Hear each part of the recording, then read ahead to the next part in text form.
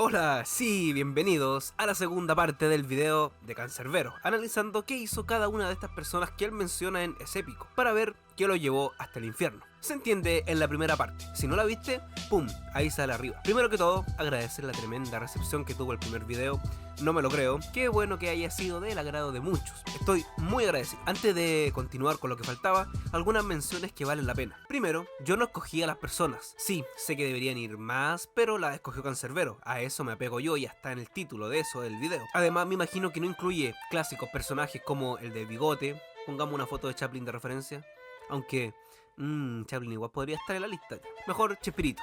Aunque Chespirito igual, ya, suficiente. Saben a lo que me refiero, al de la N-word alemana. La idea de la canción, según lo que dice, es que vea personas que no se supone que estén en el infierno. Y este de Bigote sería prácticamente obvio, ¿cierto? ¿Cierto?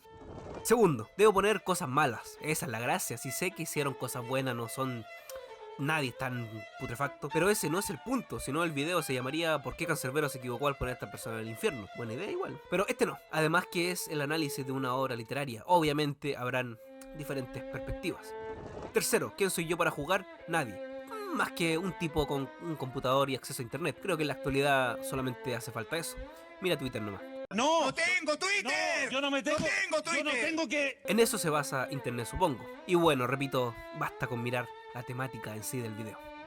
Cuarto, en el final del video, cuando hablo de Napoleón, hay un corte. Gorde. Eso porque aquí uno se la da de ingenioso y hagamos el video más dinámico, un fragmento de película y ¡pum!, copyright. Entonces hubo que cortar. Pero lo volveré a mencionar para que no quede ahí en el tintero. Vamos con la segunda parte nomás, que para eso estamos aquí. Primero Napoleón y seguimos.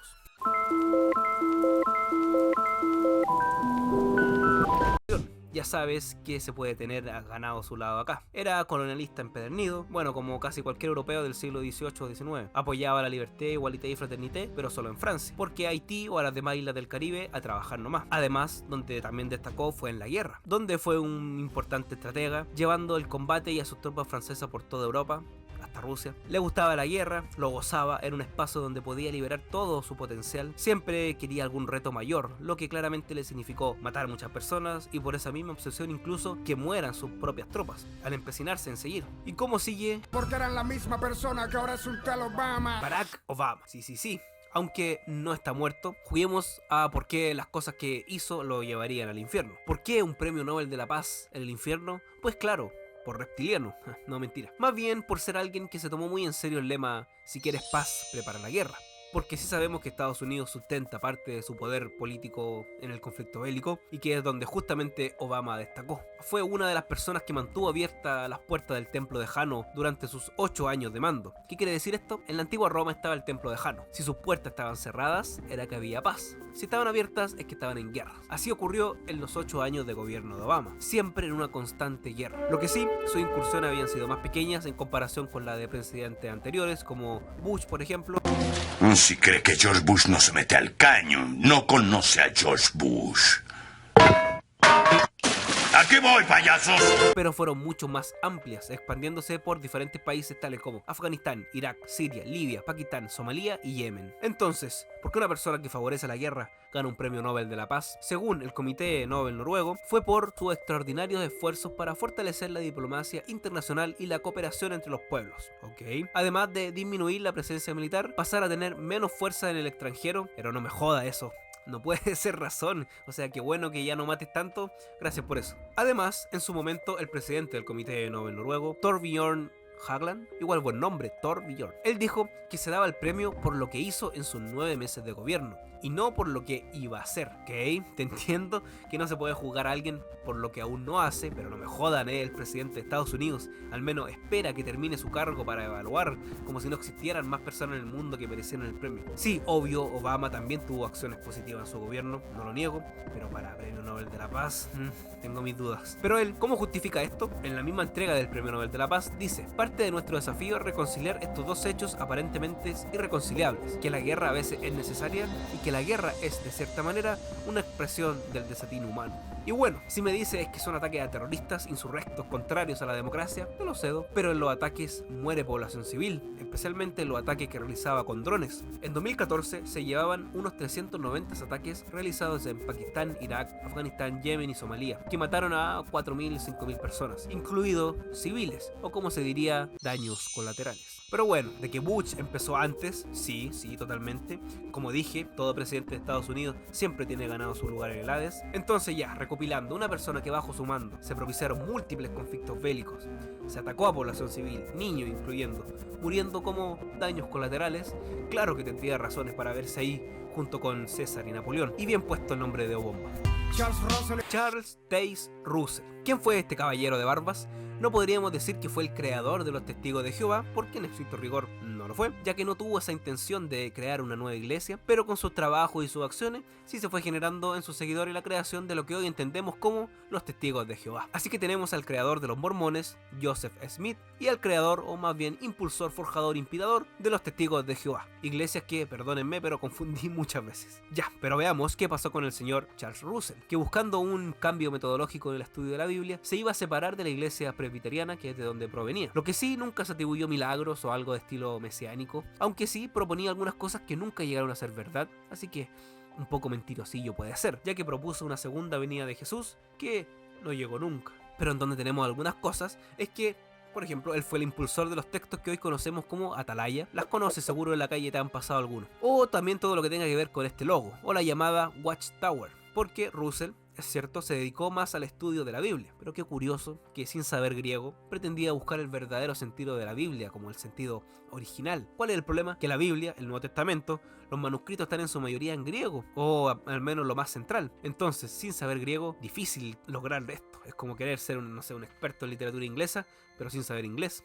Raro, más en una época sin traductor de Google. Entonces, claro, se dedicó a escribir texto, su estudio y su análisis, pero por eso se le ha acusado de ser bastante dictatorial en los asuntos de su editorial y también de ser sumamente preocupado por las ventas, la platita que le dejaban, la venta de estos textos, que ojito hasta el día de hoy sigue siendo una venta muy importante. Entonces, esta misma Atalaya, que en su momento era llamada la Torre del Vigía de Sion y Heraldo de la Presencia de Cristo, o en inglés Zion's Watchtower, An Herald of Christ's Presence, el Atalaya en un futuro. Entonces, esta misma publicación era acusada primero de poner hechos descabellados que claramente no se cumplían y también de generar algunas situaciones que podríamos considerar cercanas al fraude, como ocurrió con el caso del trigo milagroso, ya que se le imputaba la venta de un trigo milagroso que se había publicitado a través de su publicación, de la Atalaya o el nombre anterior. Un trigo mejorado o de mejor calidad, que con parte de sus ventas habrían dado como donación a la Watchtower. Ellos se defendían diciendo que solo fue un ataque y que nunca tuvieron intención de estafas, solamente promocionaron algo que el mismo gobierno había hecho anteriormente. Pero como el caso de Joseph Smith,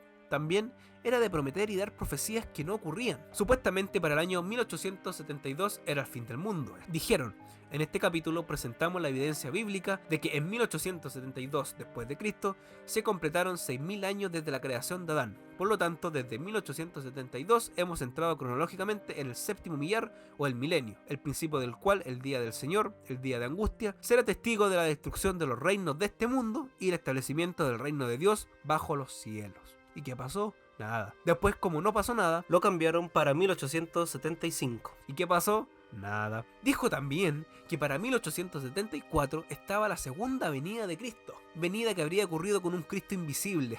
¡Qué conveniente! Pero al menos podemos saber de que efectivamente el Señor Invisible Mudo era Cristo. Nosotros, el Señor Invisible Mudo.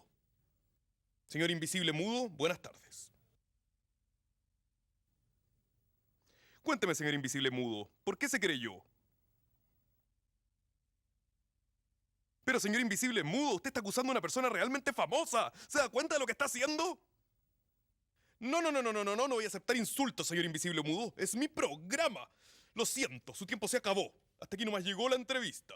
Luego, posteriormente, se dijo que la venida del reino de los cielos era en 1914. Entendible, Primera Guerra Mundial, la peor guerra que la humanidad vio hasta ese momento, pero del reino de los cielos poco y nada. Entonces, que se ampare estas mentiras, se lucre con ello, que se ganen seguidores, como mucho, ¿no? Estas son las falsas profecías de cuando Russell vivía, Después obviamente vinieron otras que ya no pueden pasar por mano de él, pero que podríamos decir que él comenzó y permitió. Fue una historia de correcciones, de ahora sí que sí, final del mundo 4K, un link Mediafire sin anuncio, craqueado, pero nada. El Barbas no estaría feliz con esto. También tuvo unos líos con su esposa, su divorcio no fue sencillo, que digamos, pero problema de pareja no me meteré en esta vez. Eso ahí lo ven en el juzgado. Sigamos. Aunque espera, hay algo que agregar de Russell, un bonus. Él creó el fotodrama de la creación, o el drama de la creación.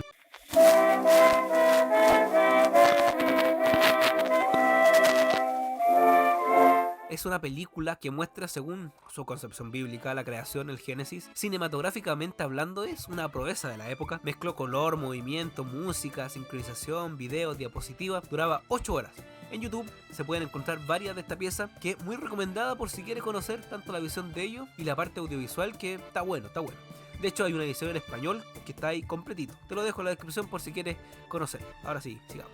Washington. George Washington. Hemos hablado de varios presidentes de Estados Unidos por aquí, pero ¿por qué no hablamos también del primero de ellos? Siendo uno de los líderes del movimiento que consiguió la independencia por parte de las 13 colonias contra el Imperio Británico, nada menor. Pero ¿por qué lo veríamos en el infierno? A uno de los padres fundadores de la patria gringa, primero por ser poseedor de esclavos. Me podrían argumentar que era algo común de la época, no sería nada especial. Entonces, ¿por qué dejan su testamento que al morir sean liberados? Como la cosa. En vida mantiene a sus esclavos, pero cuando él muere, que ya sean libres. Entonces, sabe que estaba mal.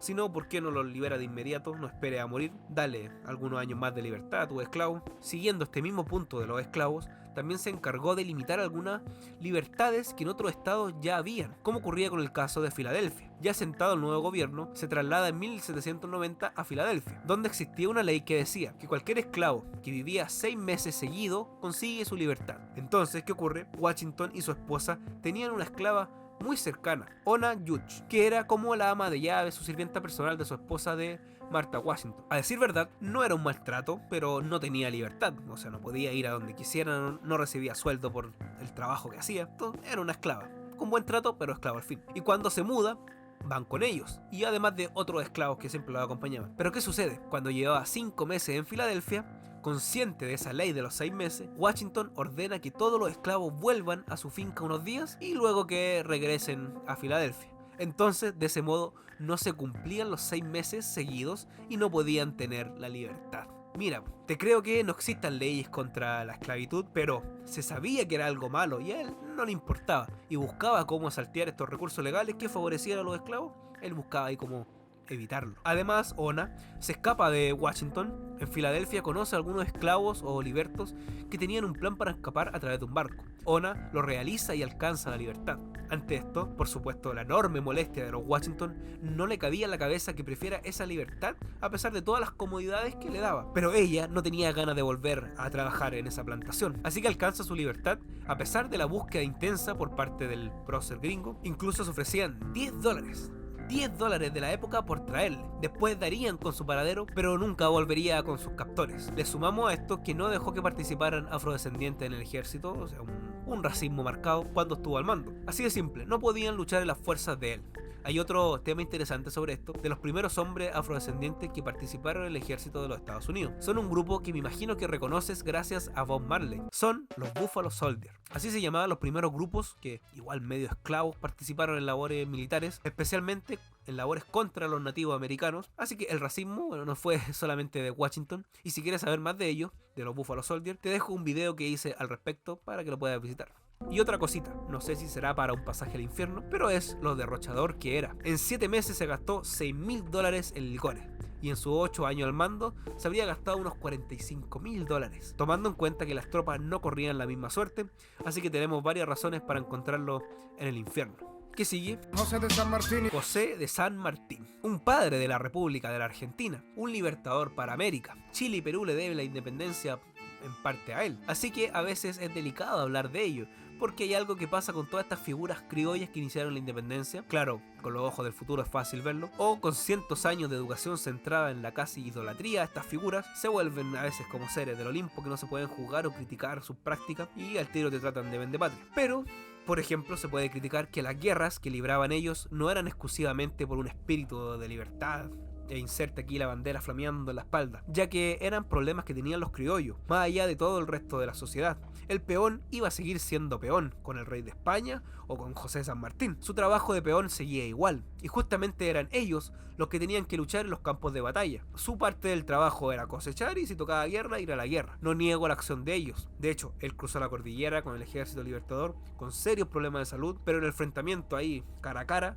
era con la parte baja de la sociedad en su mayoría. Muchas veces se establecían incluso levas. Las levas eran que el ejército iba llevando a la fuerza a todos los que pudieran pelear y lo unían al ejército. Entonces, estas figuras llevan a su espalda cientos de muertos, personas que su situación poco cambiaba según el jefe, pero estaban obligados a ir a morir por la causa de él. Me dirás, pero era por la independencia. Yo te digo, muertes son muertes, porque en esta casa obedecemos el imperativo categórico de Kant, así que se respeta. Además de que era masón. No sé, ahí no sé, ¿será razón digna para el infierno? ¿Qué dicen ustedes? Gandhi. Mohandas Karamchand Gandhi, o más conocido como Mahatma Gandhi. Uy, figura controversial, o sea, más conocido por su lucha pacífica contra el colonialismo en la India, pero que tenía varias cosas bajo la alfombra. Vamos viendo qué es lo que lo tendría en el infierno, que por lo pacífico claramente no era. En su infancia y juventud tuvo ciertas conductas clasistas y racistas, dado su mismo estatus social, y el mismo que rige a la India, este sistema de rígidas castas, donde él pertenecía a una casta más o menos acomodada que le permitía ciertas libertades como el poder estudiar, además de que su familia tenía una buena situación económica, que eso sí le duró hasta que se fue a África, y ahí le tocó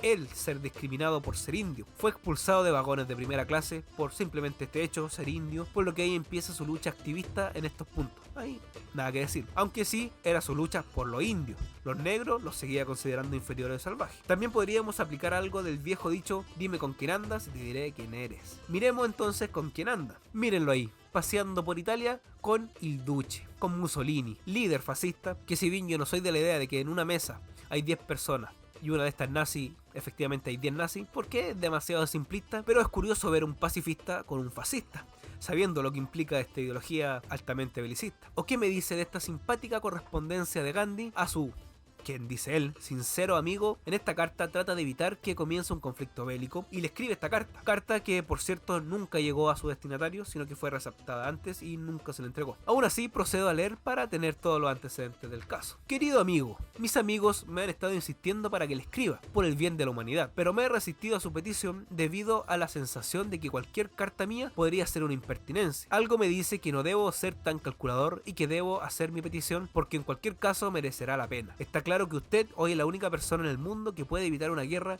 que podría reducir a la humanidad a un estado salvaje. ¿Estará dispuesto a pagar ese precio por un propósito cualquiera, por muy digno que le parezca? ¿Escuchará la llamada de quien ha evitado deliberadamente el método de la guerra, no sin considerable éxito? De cualquier manera espero su perdón si he cometido un error al dirigirme a usted. A su disposición, su sincero amigo, Gandhi. Ya, si bien esto fue antes de que empiece la guerra, te lo cedo, pero una vez empezada la guerra, como que aún mantenía esta postura bien relativista con este líder fascista. Él expresó: no considero a Hitler un ser tan malo como parece o representa. Él está mostrando una capacidad increíble y parece estar consiguiendo victorias sin demasiado derramamiento de sangre. Ojo YouTube, no me sancionen por esto que no lo dijo yo, lo dijo Gandhi. Y como también más adelante, ya que con muchos hechos sobre la mesa y mencionando lo que significaba este régimen, como que lo critica, pero igual como muy tranquilo. Sé que su postura era pacifista, pero bueno, veamos. No tenemos ninguna duda sobre tu valentía o devoción por tu patria, ni creemos que sea el monstruo descrito por tu oponente, pero tu escrito y pronunciamiento y los de sus amigos y admiradores no dejan lugar a dudas de que muchos de sus actos son monstruosos e impropios de la dignidad humana. Especialmente la estimación de personas que, como yo, creen en la amistad universal. Me refiero a actos como la humillación de Checoslovaquia, la violencia de Polonia y el hundimiento de Dinamarca. Soy consciente de que su visión de la vida considera virtuosos tales actos de expoliación, pero desde la infancia se nos ha enseñado a verlos como actos degradantes para la humanidad. Por eso no podemos desear el éxito de sus armas. Gandhi, date cuenta, como que aún confía mucho y acaba de empezar el conflicto bélico más cruento de la humanidad. Es como demasiado amistoso hablando de amistad universal. Ahí al mismísimo. Pero, ¿y qué dijo después de la guerra? Una vez ya culminado el conflicto y consciente de las atrocidades cometidas, bueno, siguió fiel a su idea del pacifismo, pero ya incluso llegando a cierta indiferencia quizás se puede notar. Él dijo: Hitler mató a 5 millones de judíos, es el mayor crimen de nuestro tiempo. Pero los judíos debieron haberse ofrecido al cuchillo del carnicero, debieron haberse arrojado al mar desde los acantilados. Habría despertado al mundo y al pueblo de Alemania. Tal como están, sucumbieron de todos modos por millones. ¿Qué? ¿Qué? ¿Qué? ¿Cómo que se deje matar nomás? Ok, Gandhi. Pero... ¡Aú! Sí, porque Gandhi tenía otro problema, además de ciertas conductas misóginas, incurría en otros actos criticables también. En primer lugar, en un momento de su vida comenzó con un celibato, estando casado, sin comentarle a su esposa, bueno, hay problema de pareja. Esto desde 1901 hasta 1944, que fallece su esposa Kasturba. Pero no solo eso, sino que vino algo peor después, porque supuestamente, para demostrar el control que tenía de su impulso, dormía desnudo con mujeres. A decir verdad, mujeres jóvenes niñas. No las tocaba ni pasaba nada más allá de la horrible incomodidad de dormir con una persona mayor desnuda. Qué horrible. Y no me venga con que no, si no le hacía nada. El simple hecho de estar así ya es feo, cuestionable. Además, esto incluía a su sobrina nieta. Y esto expresado por él mismo. Puede que haya tocado a miles y miles, pero nunca fue por lujuria. Me he acostado con algunas desnudas, pero nunca con la intención de tener una satisfacción lujuriosa. Ya así Michael Jackson 3 veces. O sea, detrás de una postura de pacifismo extrema, tenemos una persona con unas características bastante cuestionables, que de todos modos le haría ganarse ahí un espacio en el infierno, creo yo. Ya que hablé harto de Gandhi, que ojo por la cantidad de tiempo que le dedica a alguno, no es que mientras más mala le tenga, es simplemente por cómo se da. De hecho, si salieran personas como el del bigote, le dedicaría poco tiempo, sería como obvio, está aquí, vamos con el otro. Más tiempo no es igual a calidad de la persona, así que sigamos.